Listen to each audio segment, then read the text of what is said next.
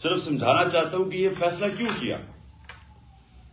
دیکھیں، الیکشن اگر اپنا پورا ٹائم پہ ہو جاتا ہے تو میں آپ کو یقین دلاتا ہوں کہ تحریک انصاف کو کوئی نقصان نہیں ہوگا، ہمیں فائدہ ہی فائدہ ہے. اگر یہ اگست میں سپٹمبر میں الیکشن چلا جاتا ہے تو ہماری پارٹی کی تو مقبولیت بڑھتی جا رہی ہے. جس طرح کی یہ گورننس ہو رہی ہے، جس طرح معاشی حالات تباہ ہو رہے ہیں، اور میں ابھی اس کے اوپر آنے لگا ہوں، جس طرح یہ پبلک کے سامنے ایکسپوز ہو گئے ہیں، تو ان کا تو اب کوئی چانس ہی نہیں ہے، ان کے پاس تو کوئی طریقہ ہی نہیں ہے کہ اپنے آپ کو اٹھانے کا. تو وہ تو اور پبلک کے اندر بھی ریفلیکٹ ہو گیا کہ ایک عوام کدھر کھڑی ہوئی ہے. تو ہمیں تو کوئی نقصان نہیں ہے یہ جتنی دیر چلتے جاتے ہیں.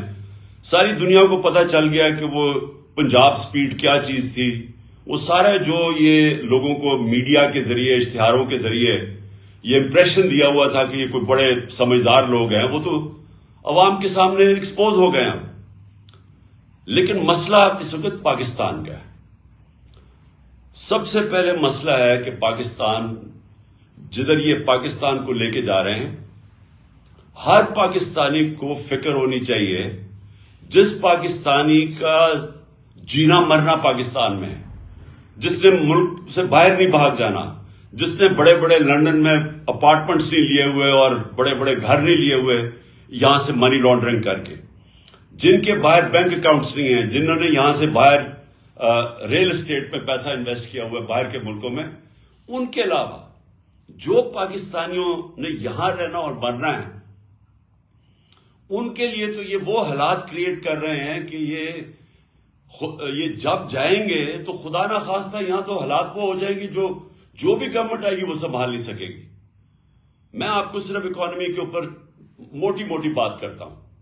پہلی چیز یہ ہے کہ ہمارا مسئلہ یہ ہے کہ انہوں نے جو 4 گنا زیادہ پاکستان کے قرضے بڑھائے تھے 2008 اور 2018 کے بیچ میں، یہ جو چھوڑ کے گئے تھے 4 گنا زیادہ 10 سال میں قرضے بڑھے تھے. یہ سمجھ جائیں کہ 60 سالوں کے اندر پاکستان کا 6,000 ارب روپے ٹوٹل قرضہ تھا، اور 2008 میں، اور 2018 کے اندر وہ پہنچ گیا تھا 30,000 ارب روپیہ، 30 ٹریلین روپیہ. تو 4 گنا ہمارا قرضہ بڑھا، اور جب قرضہ بڑھا تو اس کے اوپر اب ہمیں سود دینا پڑتا ہے.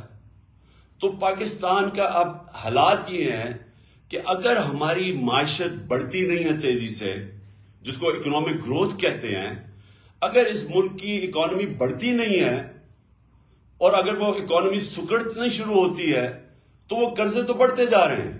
تو ہم نے قرضہ واپس کیسے کرنا ہے؟